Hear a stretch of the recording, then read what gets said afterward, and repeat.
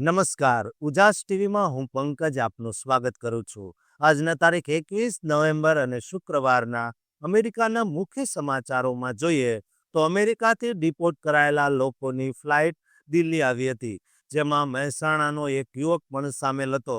આ યુવકે પોતાની વાત કરતા કહ્યું કે મારી એક જ ભૂલ હતી, જેના કારણે મને ડિપોર્ટ કરવામાં આવ્યો છે. શું હતી આ ભૂલ, તેના વિશે વિગતે વાત કરીશું. સાથે જ જોઈશું કે શિકાગોમાં કોર્ટના ચુકાદાએ ફરી એકવાર ઇલીગલ પકડાયેલા લોકોનો જેલવાસ લંબાવી દીધો છે. નીચલી કોર્ટના ચુકાદાને ઉપલી કોર્ટે કંઈક અલગ રીતે મૂલ્યો છે. આ ઉપરાંત વાત કરીશું કે ચાર્લોટ શહેરમાં જે રીતે એક ખૂંખાર અધિકારીએ ઇલીગલ ઇમિગ્રન્ટ્સની દોડાવીને ધરપકડ કરી હતી, આ જ અધિકારીને ટ્રમ્પ પ્રશાસન દ્વારા નવી જવાબદારી સોંપવામાં આવી છે, જેથી હાલ તો અમેરિકામાં રહેતા ઇલીગલ ઇમિગ્રન્ટ્સમાં ભયનો માહોલ પેદા થયો છે. આ તમામ વિગતો ચાલો વિસ્તારથી જાણીએ. અમેરિકામાં સપનાની ઇમારત ઊભી કરનાર વ્યક્તિ, જેણે સાદા વિઝિટર વિઝા પર જઈને એક દાયકા સુધી ત્યાં પરિવાર સાથે મૂળિયા નાખ્યા, પરંતુ એક જ રાતની બેદરકારીએ તે બધું ધ્વસ્ત કરી નાખ્યું. નશાની આદતો અને છુપાયેલા વ્યસનોનું એક એવું જાળું ખોલ્યું જેના પર ત્યાંના કાયદાએ જરાય દયા ન રાખવી. આ એક ભૂલ માત્ર ડ્રાઇવિંગ પૂરતી સીમિત નહોતી, પરંતુ એક એવી સિસ્ટમની અંતિમ કડી હતી જે હવે કોઈ માફી નથી આપતી. દારૂની બોટલ અને પોલીસના બેજ વચ્ચેની આ રમત કોને ભારે પડી? ગુજરાતના એક ગામમાં ઘૂસપૂસ અને એક પરિવારમાં વેર વિખેરની સ્થિતિ છે. આ કિસ્સો મહેસાણા જિલ્લાના સાંગણપુર ગામના એક યુવાનનો છે, જેના જીવનમાં ગત ઉનાળામાં એક ભયંકર વળાંક આવ્યો અને તેનો અંત દિલ્હીના આંતરરાષ્ટ્રીય એરપોર્ટ પર પગ મૂકવાથી થયો. જુલાઈ 2025માં કેન્ટુકીના બૂન કાઉન્ટીમાં દારૂના નશામાં ડાઇવિંગ કરવા બદલ ધરપકડ કરવામાં આવી હતી. આ એક ક્ષણ હતી જેણે વર્ષોના વ્યસન સામેના સંઘર્ષને ખુલ્લો પાડ્યો અને તેને યુએસ ઇમિગ્રેશન સત્તાવાળાઓની અક્ષમ્ય પકડમાં ખેંચી લીધો. આ વ્યક્તિ એક દાયકાથી અમેરિકામાં રહેતો હતો. તેના યુએસ નાગરિકતા ધરાવતા 2 બાળકો ત્યાં જન્મેલા હતા, છતાં તેને હાથકડીઓ પહેરીને ભારત પાછા ફરવું પડ્યું. 19મી નવેમ્બરના રોજ તે ફ્લાઇટ દિલ્હીમાં ઉતરી અને તેમાં માત્ર તે એકલો નહોતો. લગભગ 200 અન્ય ભારતીયો જુદા જુદા કારણસર દેશ નિકાલ થયા હતા, જેમાં કેટલાક ગુજરાતીઓ પણ સામેલ હતા. આ પ્લેનના ઉતરાણ સાથે જ તેના અમેરિકન પ્રકરણનો અંત આવ્યો અને આ વાતની કડક યાદ અપાઈ ગઈ કે જ્યારે વ્યક્તિગત નબળાઈઓ નિયંત્રણ લે છે. ચાલો તે જુલાઈ મહિનાની અંતિમ રાતની વાત કરીએ. આ વ્યક્તિ માન્ય ડ્રાઇવિંગ લાયસન્સ ધરાવતો હોવા છતાં દારૂના નશામાં એક કોમર્શિયલ વાહન ચલાવતો હતો. પોલીસ રિપોર્ટ્સ અનુસાર તેણે ટ્રાફિક સિગ્નલો તોડ્યા અને ખતરનાક રીતે વાહન ચલાવ્યું.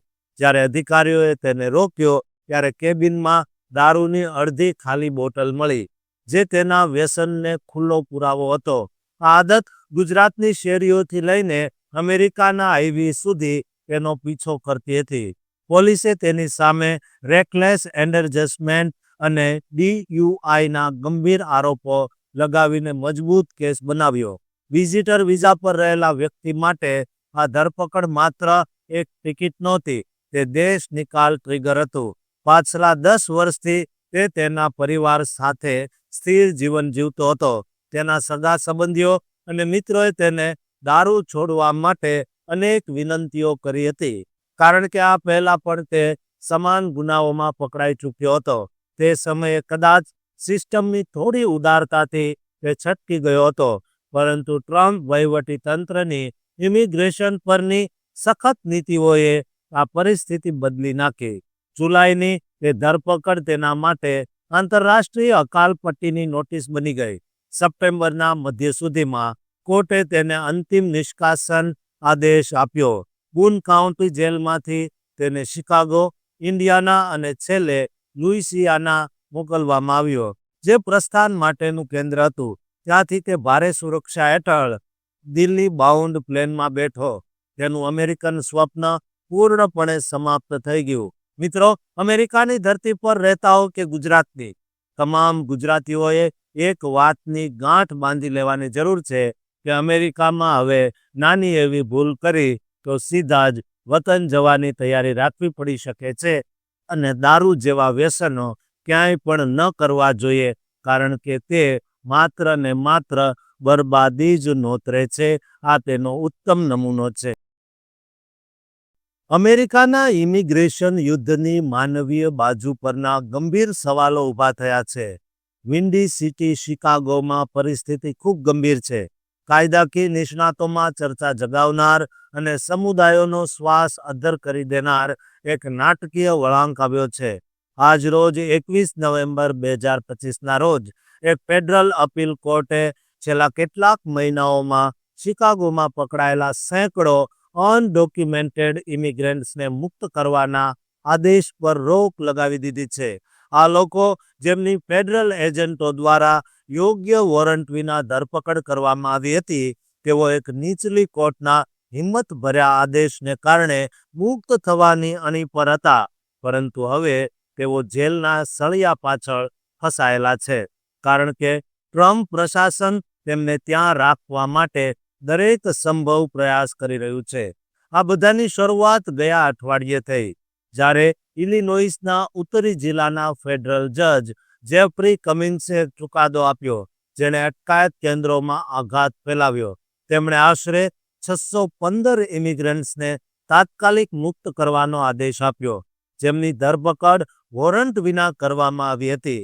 જજ કમિન્સ સ્પષ્ટ હતા. આ મૂળભૂત અધિકારોને જાળવી રાખવા વિશે હતું અને ખાતરી કરવી કે કોઈ પણ વ્યક્તિને તે મહત્વપૂર્ણ કાગળ વિના પકડવામાં ન આવે. જોકે તેઓ પાછા તેમના દેશમાં મોકલી દેવાયા હતા અથવા જેમના પર ગુનાહિત રેકોર્ડ હતો તેમને આમાંથી બાકાત રાખવામાં આવ્યા હતા. આ ચુકાદો કેમ આવ્યો તે સમજવા માટે આપણે 2018માં ફેડરલ સરકારે આપેલા વચન પર પાછા જવું પડશે. અધિકારીઓએ કોર્ટને ખાતરી આપી હતી કે ઇલિનોઇસ સહિત 6 મુખ્ય રાજ્યોમાં તેઓ વોરંટ હાથમાં લીધા વિના કોઈ પણ ઇમિગ્રન્ટ્સને પકડશે નહીં. જોકે તાજેતરના મહિનાઓમાં તે વચન તૂટી ગયું. ઇમિગ્રેશન અને કસ્ટમ્સ એન્ફોર્સમેન્ટ અથવા આઈસ દ્વારા ઓપરેશન મિડવે બ્લિટ્ઝ શરૂ કરવામાં આવ્યું. છેલ્લા 2.5 મહિનામાં ફેડરલ એજન્ટોએ વોરંટ વિના સેંકડો લોકોને પકડ્યા, જેમાં મામૂલી વિઝાની ભૂલોથી લઈને અસ્પષ્ટ શંકાઓ ટાંકવામાં આવી. આ કાર્યવાહી 2018ના વચનનો ખુલ્લો ભંગ હોવાથી એડવોકેસી જૂથો કોર્ટમાં ગયા. જજ કમિન્સે આ ઓપરેશનને ગેરકાયદેસર ગણાવ્યું અને વોરંટ વિના ધરપકડ કરાયેલા તમામને મુક્ત કરવાનો આદેશ આપ્યો. પરંતુ આ વિજય લાંબો ટક્યો નહીં. ટ્રમ્પ પ્રશાસને તાત્કાલિક US court of appeals for the 7th સર્કિટમાં અપીલ કરી. તેમણે નીચલી કોર્ટના આદેશને ખતરનાક છટકબારી ગણાવી અને પછી અપીલ કોર્ટે મુક્તિના આદેશ પર તાત્કાલિક સ્ટે આપી દીધો.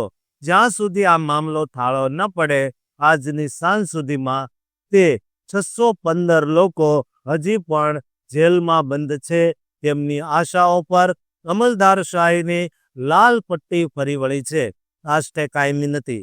તે 2 ડિસેમ્બર સુધીનો પુલ છે, જ્યારે અપીલ જજોની પેનલ બંને પક્ષોની દલીલો સાંભળશે.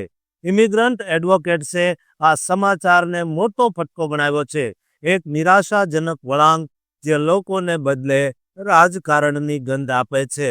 વકીલોને ડર છે કે અપીલ પ્રક્રિયા દરમિયાન સરકાર પૂર્ણ સુનાવણીના હકદાર લોકોને ઝડપથી દેશ નિકાલ કરી શકે છે, જેનાથી કામ ચલાવ અટકાયત કાયમી વિદાયમાં ફેરવાઈ જશે. હવે વાત કરીએ કે આ પોષોમાં કોણ છે. પ્રશાસન આ ધરપકડને ખતરનાક ગુનેગાર તરીકે રજૂ કરે છે. જો કે ફેડરલ કોર્ટમાં દાખલ કરાયેલા રેકોર્ડ્સ દર્શાવે છે કે ધરપકડ કરાયેલા તમામમાંથી 97% લોકો પર કોઈ ગુનાહિત આરોપ નહોતા. શિકાગો ટ્રિબ્યુનને પણ આ નંબરો પર પ્રકાશ પાડ્યો હતો. જજ કમિન્સના આદેશમાં સામેલ 615 લોકોમાંથી માત્ર 100 પર જ ગંભીર આરોપો હતા. બાકીના લોકો સ્વચ્છ રેકોર્ડવાળા હતા, જેઓ ભેદભાવ ન કરતી જાળમાં ફસાયા હતા. આ નિવેદનો અને વાસ્તવિકતા વચ્ચે મોટો તફાવત છે. આટલું જ નહીં, આ જ કોર્ટના બીજા એક ચુકાદાએ આંખોના ભમર ઊંચા કર્યા છે. બુધવારે તેમણે આઈસ અને બોર્ડર પેટ્રોલ એજન્ટોને અમલવારી દરમિયાન બળનો ઉપયોગ વધારવા માટે લીલી ઝંડી પણ આપી દીધી, જેનાથી નીચલી કોર્ટે દુરુપયોગ રોકવા માટે લગાવેલા નિયંત્રણો હટાવી દીધા. આ નિર્ણયની ટીકા થઈ રહી છે, પરંતુ હાલ તો મારી અમેરિકામાં વસતા તમામ ગુજરાતીઓને અપીલ છે કે ડોક્યુમેન્ટ સાથે રાખો, માહિતી રાખો, ડરના આ માહોલમાં પણ પોતાની જાતને સુરક્ષિત રાખવાના જરૂરી પગલાં લો. યુએસના શહેરી વિસ્તારોમાં ડરનો નાટકીય ઘટનાક્રમ ચાલી રહ્યો છે.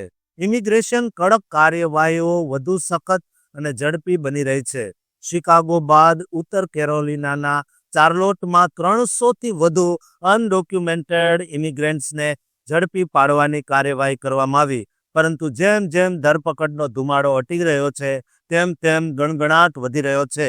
સૂચિમાંનું આગામી લક્ષ્ય બીજું પ્રગતિશીલ પાવર હાઉસ લુઇસિયાનાનું ન્યૂ ઓર્લિન્સ છે. સૂત્રોના જણાવ્યા અનુસાર લગભગ 250 બોર્ડર પેટ્રોલ એજન્ટો બિગ ઇઝી તરફ રવાના થઈ ચૂક્યા છે, જે આવતા 1 કે 2 અઠવાડિયામાં ઓપરેશન શરૂ કરવા તૈયાર છે. આ સંભવિત તોફાનનું સુકાન બોર્ડર પેટ્રોલના ચીફ પેટ્રોલ એજન્ટ ગ્રેગ બોવિનો પાસે છે. બોવિનોનું નામ ઇમિગ્રન્ટ વર્તુળોમાં અસ્વસ્થતા પેદા કરે છે.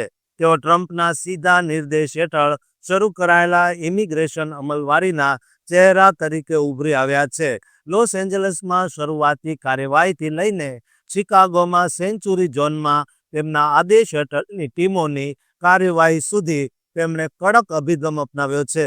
હવે ન્યૂ ઓર્લિયન્સના માટે પણ બોવિનોને જ મંજૂરી મળી હોવાના સંકેતો છે, જે નીતિમાં એક દાખલા જેવું લાગે છે. ટીકાકારોએ તેમના પર કાયદાઓ લાગુ કરવા ઉપરાંત ડર ફેલાવવાના હેતુથી નાટકીય સ્ટન્ટ કરવાનો આરોપ મૂક્યો છે. સીએનએનના એક અહેવાલમાં જણાવાયું છે કે ડિપાર્ટમેન્ટ ઓફ હોમલેન્ડ સિક્યુરિટીએ ડેમોક્રેટિક ગઢોમાં બોવિનો અને તેમના 250 એલિટ એજન્ટોની ટુકડી મોકલવાની યોજના બનાવી છે. ન્યૂ ઓર્લિયન્સ માટેના સંકેતો સ્પષ્ટ છે. ટ્રમ્પે એકવાર કહ્યું હતું કે ક્રેસન્ટ સિટી તેના બંદરો, મલ્ટીકલ્ચરલ મિશ્રણ અને ઢીલા સ્થાનિક કાયદાઓને કારણે ફેડરલ બળના વિશેષ ડોઝને પાત્ર છે. બુધવારે ડીએસએચએ ઉત્તર કેરોલિનામાં છેલ્લા સપ્તાહના અંતે શરૂ કરાયેલા ઓપરેશન વિશે વિગતો આપી, જેમાં લગભગ 250 અટકાયતો થઈ છે. ચાર્લોટમાં ભયનું વાતાવરણ છે. માતા-પિતા બાળકોને ચેતવણીઓ આપી રહ્યા છે અને સ્પેનિશ વાતચીત જ્યાં થતી હતી કે બજારોમાં શાંતિ છવાઈ ગઈ છે. રિપોર્ટ્સ અનુસાર આ અઠવાડિયે હજારો વિદ્યાર્થીઓ ડરને કારણે શાળાઓએ ગયા નથી. ડીએચએસ જોકે આ કાર્યવાહીઓને સુરક્ષા પરની સર્જિકલ સ્ટ્રાઇક તરીકે રજૂ કરે છે. ભારપૂર્વક જણાવે છે કે ચાર્લોટમાં ધરપકડ કરાયેલા મોટા ભાગના લોકો ગુનાહિત રેકોર્ડ ધરાવે છે, જેમ કે ડીયુઆઈ કે ઘરેલું હિંસા. તેઓ કહે છે કે તેઓ માત્ર ખતરનાક ગુનેગારોનો શિકાર કરી રહ્યા છે, પરંતુ વાતનો બીજો ભાગ પણ છે, જે ઇમિગ્રેશન એટર્નીઓ ગ્રાઉન્ડ પર રજૂ કરી રહ્યા છે. ચાર્લોટના વકીલ ગીગી ગાર્ડનર એક એવા ક્લાયન્ટની વાત કરે છે જેણે 40 વર્ષથી યુએસને પોતાનું ઘર બનાવ્યું હતું, જેનો કોઈ કાયદેસર દરજ્જો નહોતો, પરંતુ તે વાર્ષિક આઈસ ચેક-ઇન માટે નિયમિતપણે હાજર રહેતો હતો. તેનો રેકોર્ડ સ્વચ્છ હતો અને તે અમેરિકન જન્મેલા બાળકોને ઉછેરી રહ્યો હતો. પરંતુ તાજેતરની નિયમિત મુલાકાત દરમિયાન એજન્ટોએ તેમને પકડી લીધો. ગાર્ડનરે તેના ક્લાયન્ટના એરપોર્ટ્સ દ્વારા તેનું સ્થાન ટ્રેક કર્યું અને જોયું કે તે ચાર્લોટની જોર્જિયાના ફોક્સટન તરફ જઈ રહ્યો છે, જે ઝડપી દેશ નિકાલ માટે જાણીતું એક દૂરનું અટકાયત કેન્દ્ર છે.